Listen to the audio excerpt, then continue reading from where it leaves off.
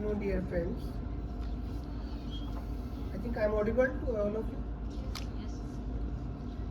So, I feel very privileged that you give me an opportunity to discuss with you Jon Fosse, who became Nobel Laureate recently. When we talk about any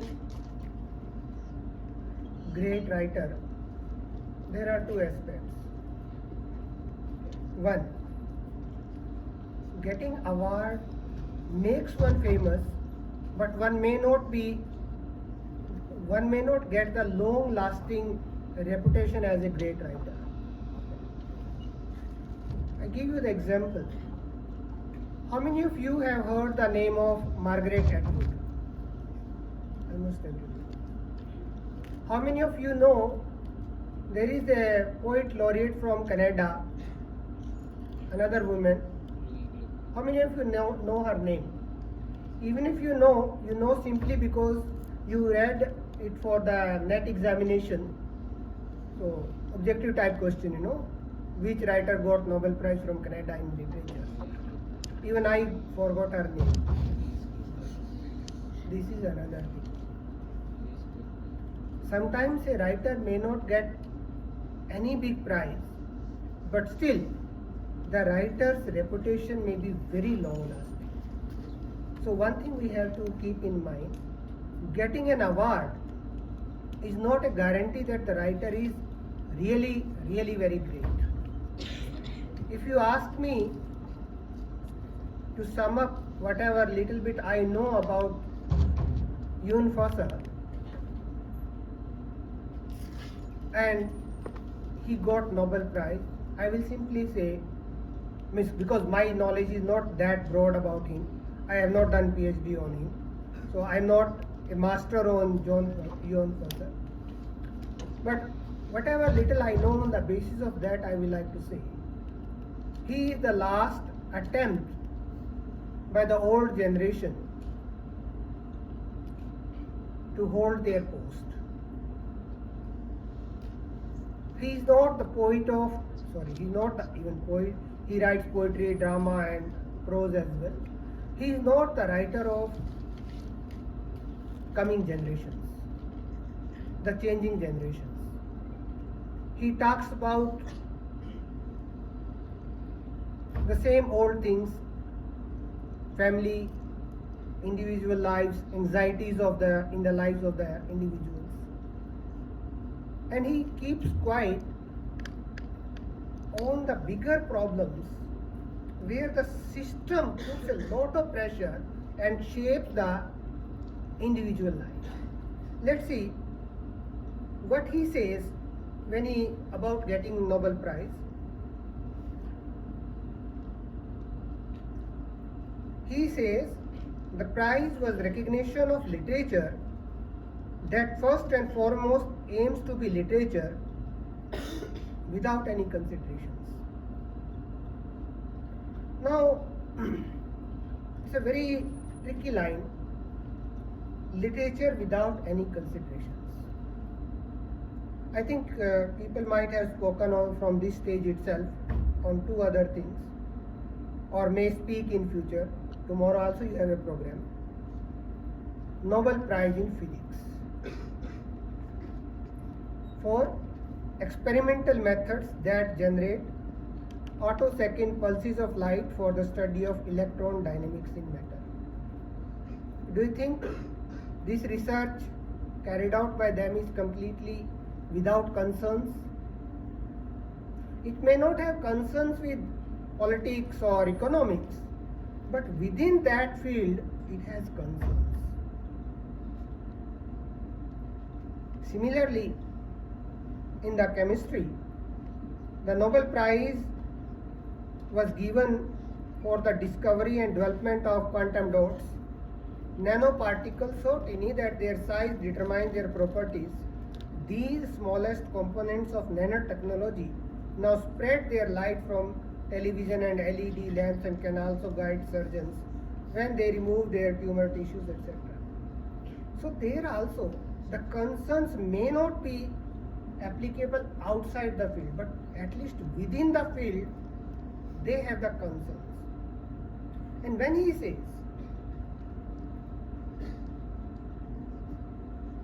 without other considerations, now for I think some of you may be in the physics, so your laboratory, there is a physics lab, there is a chemistry lab.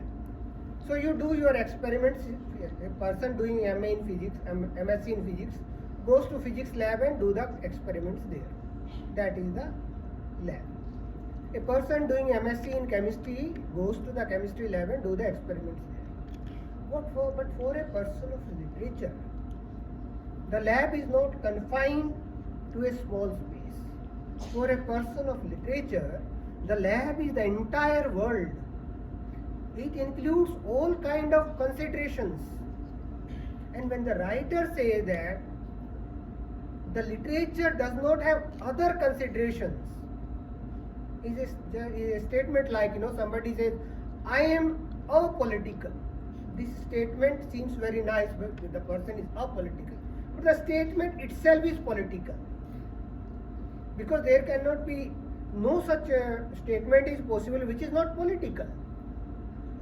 So when he says not other considerations, it is not possible to write a work of literature which does not have any other considerations in the first place. There are some considerations which are not considered considerations at all, and there are considerations which are considered other considerations all the time. You talk about hunger, you talk about the political system, you talk about capitalism, you talk about exploitation. These are all considered other considerations. You talk about spiritualism, you talk about all these abstract things, they are not considered other considerations. Certain things are naturalized, something natural to human sentiments, and there are certain other things which are categorized as others.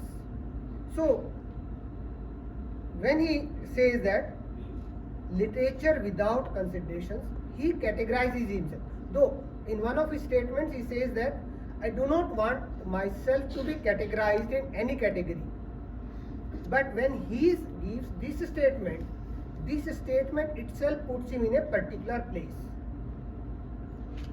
Now let's see what the jury said, the Academy said while conferring Nobel Prize on him. For writing that prize, organizers said gives voice to unsayable, something which cannot be said. But when we talk about unsayable, there are two axes. One is the language axis, one is the social axis. So in the language axis, the language was never used in that particular manner. Whether it says something or not, that's not the question. But the language was never used in that particular manner, and he uses it. That becomes, he speaks he gives the voice to the unsayable. Like, his latest novel. There is a single sentence, so nobody else did it. So postmodernism, before him also, they are doing so many experiments. Somebody writes a novel in a box. So there is a novel, only the first chapter and the last chapter they are stitched. Other chapters don't have page numbers, pages are loose. Now it is your choice as a reader to whichever page you take up and you start reading. Total 14.7 septillion readings are possible for this novel. You will spend 2-3 lives while reading the novel. If you spend 2-3 lives just to read the novels, when will you read it? When will you understand it? Now, what is the use of saying something unsayable like this? It is an experiment. Like, you are in a physics lab, or electronics lab, you are working on the motherboard of a computer. Okay, I want to do something new, I want to connect these things. You connect it. You have connected it. but nothing becomes. It may become a work of art, a good architecture work, looks nice, but in the electronics it's nothing. If you see it as an achievement in the field of electronics, it is zero. In another field it may get some recognition. So they are doing experiments, and these experiments may not be very successful, because nobody who will read such a novel which has 14.7 septillion readings. Okay, for your net examination you may read it. Is it possible for anybody to read it? Now, his septology is a single sentence novel. Unsayable is single sentence narrative. But what you achieve by doing this experiment, just like you are doing an experiment in the chemistry lab, you mix two chemicals. You mix that to get some result, the end product, and the value of the end product determines the value of your research. Like you mix oxygen and hydrogen and you get water. Before this chemistry evolved as a science, it was known as alchemy. Actually, the chemistry was not developed by the real chemists. It was developed by the people who wanted to create gold chemically. They did all those experiments to create gold in the chemistry lab. They could not do it. So because their end product was zero, I think anybody is sitting in from the chemistry background, you don't study those alchemistry experiments. The end result was zero, so everything becomes zero. So what is the achievement of a writer can be determined by how the writer influences the society in the long run. How much he is able to transform the society. A writer is generally the person who is somewhat visionary and can see in the future. But the kind of writings, according to me, he comes up with, they are not that much visionary.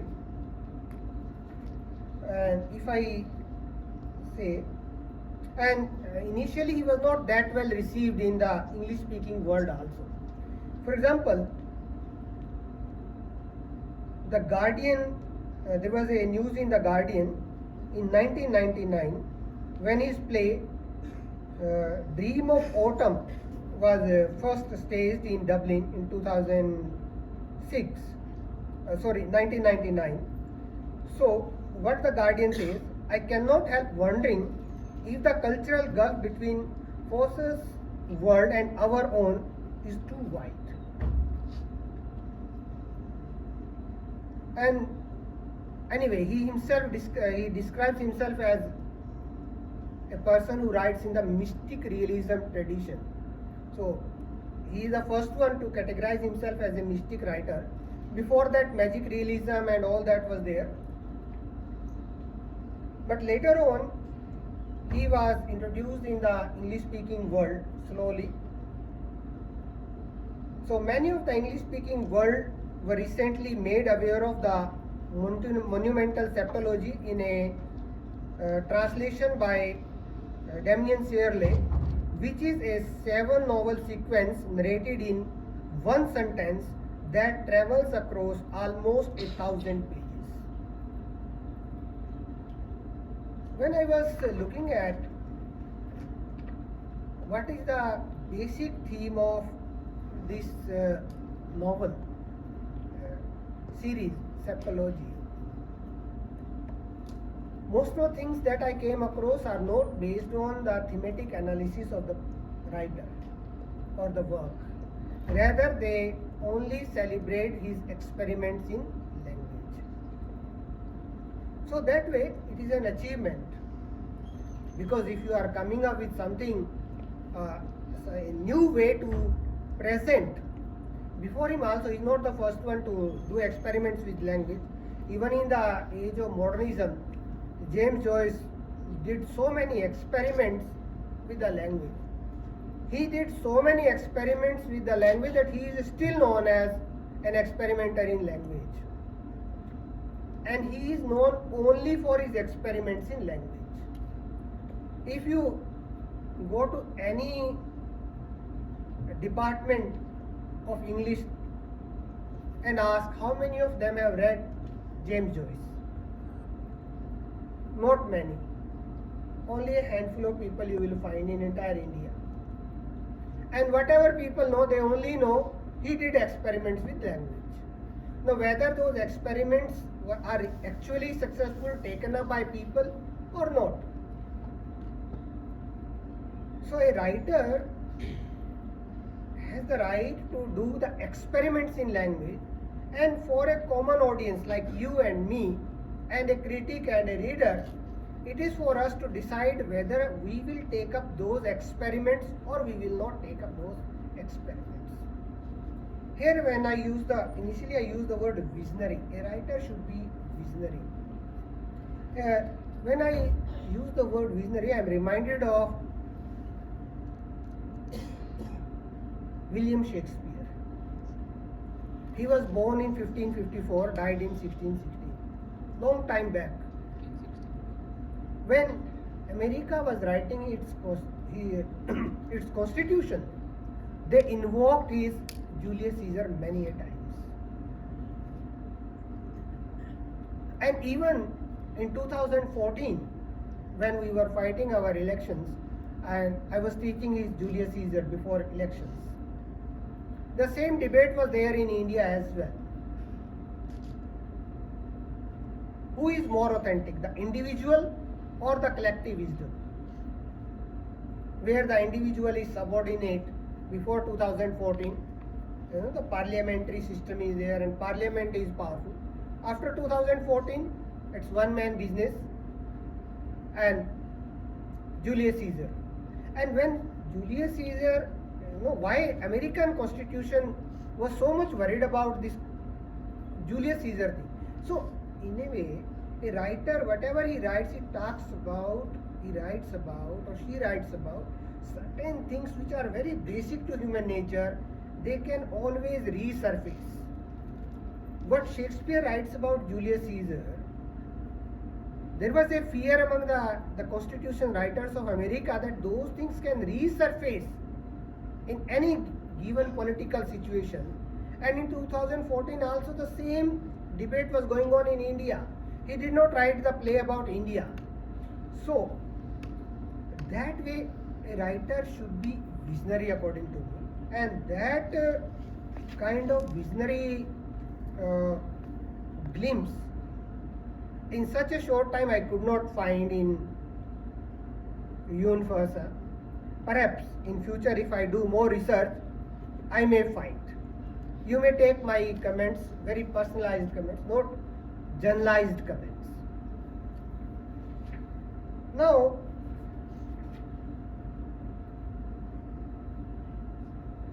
when we look at his literary journey from his own perspective, how he sums up his literary journey, I have taken this from some interview given by him, and I will read it as it is, what he speaks about himself. I started studying Jacques Derrida back in 1979. At least now in Norway, the university or the spirit of the university was very influenced by Marxism. We had an extreme Maoist party that was very strong among academics and writers and folks like that. It was the spirit of the time, even for me. I started studying sociology and I felt like it was completely stupid. This way of thinking, this positivistic way of calculating things, it was nothing at all. So I jumped over to philosophy. And there was a big change in those years from Marx to the French post-structuralists. I remember reaching Jacques Derrida for the first time in the Norwegian countryside, somewhere It was a Danish translation of grammatology. Now, I will try to establish some connection between Jacques Derrida, his influence on Jon Fosse, and how both of them are product of the same kind of circumstances. Jacques Derrida was a revolutionary in the beginning. He was part of a big strike in Paris. So, a person from the elite sections fighting for the poor people, for the welfare of poor people, and poor people don't care. So for whom I am fighting? This is a question. You fight for the common people, auto drivers and all that. You are a university scholar. You fight for them and they don't give a damn to you. Why are you fighting? Now, sitting in an AC room and being a revolutionary is one thing. Going out, facing the real world, facing the real problems, guns and the lathi charge is a totally different problem. What happened for these air-conditioned scholars? They sent the army, and the public was not with them, and that led to a lots of frustration, and that was the basic, you can say, the point from where deconstruction emerged. Because they are searching for the center of meaning. Where is the center? Because their own center is shaken and lost completely. They thought they are the center, but they were not the center.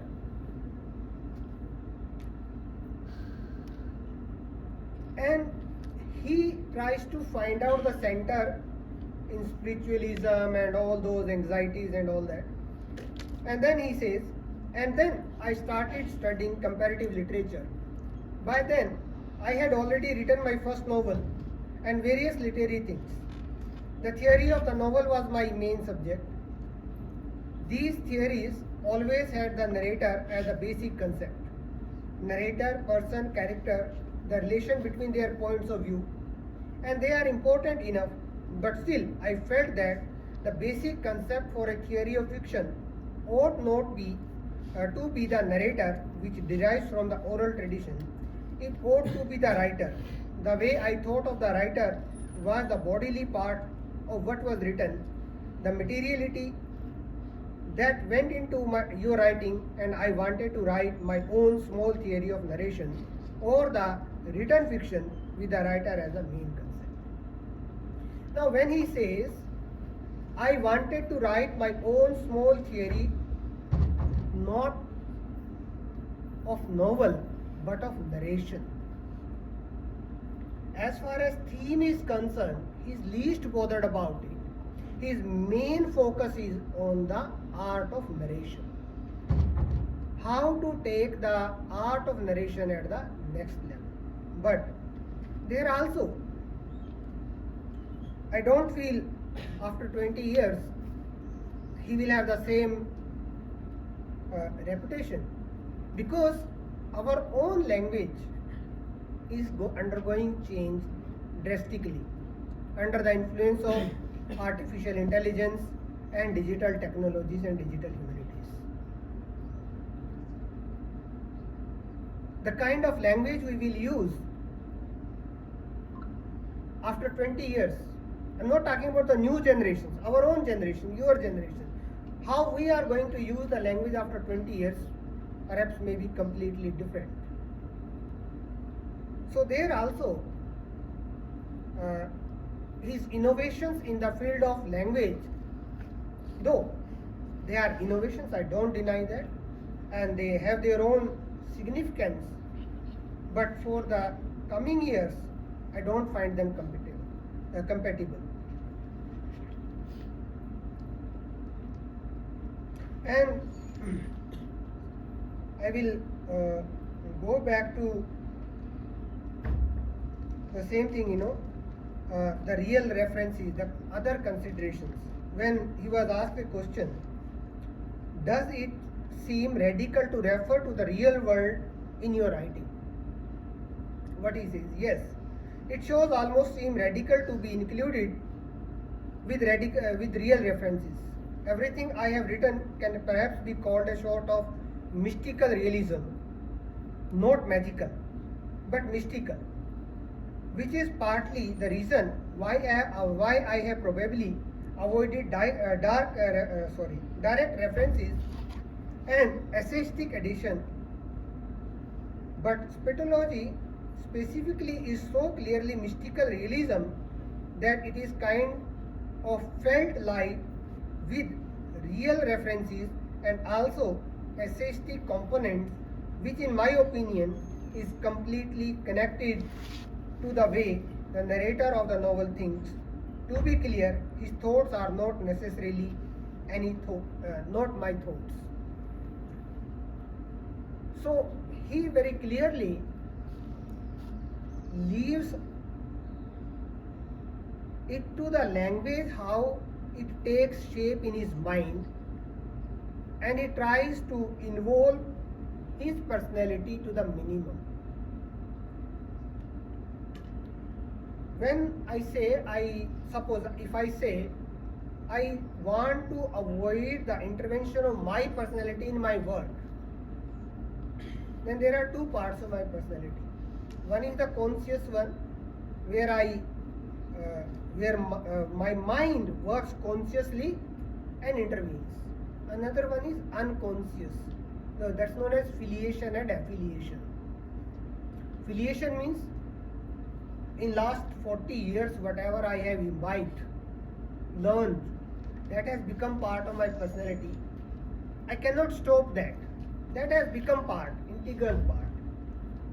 Then affiliation. Whatever I have read consciously, I am influenced by those writings. If I try to use those, that is affiliation, and that is always conscious. So, if I say I do not want my personality to participate or to intervene in my work, I can only stop the second one, that is affiliation, not the filiation. But if filiation dominates, it means the local circumstances in which I am trained, those dominate. That's also my personality. But I am not aware of that part of my personality. Here I am reminded of a very funny thing. It's out of way, not related to it. But as I am talking about the two aspects of our personality, filiation and affiliation. So in my college days, one of my friends came to me, and he had some ghost related problem. So I knew all the witch doctors and astrologers in my city. So I recommended him one of that doctors. He said, no sir, no, you are wrong. I am a communist. I don't believe in all these things. I said, how many years back you became a communist? He said, 2 years back I joined SFI. You joined SFI only 2 years back. But the ghosts are living with you since your childhood. So you actually need the treatment. So he went to that and he gave him some jhada kind of thing. He was okay. That is the part of filiation. All when we are born, the stories told to us, or whatever we imbibe unconsciously, that becomes part of our personality. That also troubles us. So when the writer says, okay, I don't want my personality to intervene in my work, it is only another part of personality which is developed later on through hard work. Another one comes automatically. That is not a product of hard work. That always dominates. So out of these two, he can stop only one, and he stops the one. And anyway, when I was looking at the reviews, how this novel was seen by others, this writer was seen by others, almost everybody praised him for his spiritualism and all that. I pointed out a few things.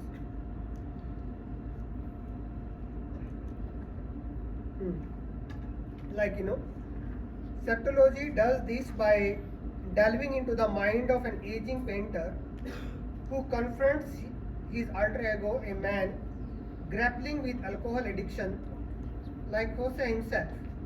This painter draws inspiration from the 14th century German Catholic theologian Meister Ekberg, with statements such as God becomes God in the soul and the soul becomes soul in God.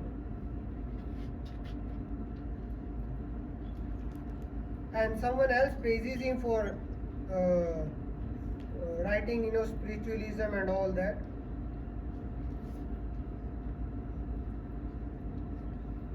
But if I am to evaluate it, the writer, the Nobel laureate, in the one thing is, we are Indians, and we take it our responsibility to prove anybody great if we are given the opportunity to talk about anybody. But anyway, I will go against the grain. I don't think it is my responsibility to prove whether he is a great writer or not. I did my PhD on Amitav Ghosh and I never said he is a great writer. I never proved that he is such a great writer here, there. Rather, I foregrounded in most of the places where he failed. Once, in 2016 when I was here, when Amitav Ghosh came to Hyderabad to release his Flood of Fire, that time I interviewed him. And I asked him a simple question. If you have read his Calcutta Chromosome, it's a science fiction. Along with science fiction, there is a 20-30 pages long ghost story. Anyway, I liked that ghost story very much, and I used to tell the story to my kids who were quite small at that time. So I asked him a question: what these ghosts are doing in science fiction? Science fiction has no place for the ghosts. But anyway, he could not answer it. Most of the writers are not able to answer the questions raised by the critics. That is the responsibility of other critics. So if I question a writer, the writer will not answer, another critic will answer it. This is how the writer grows.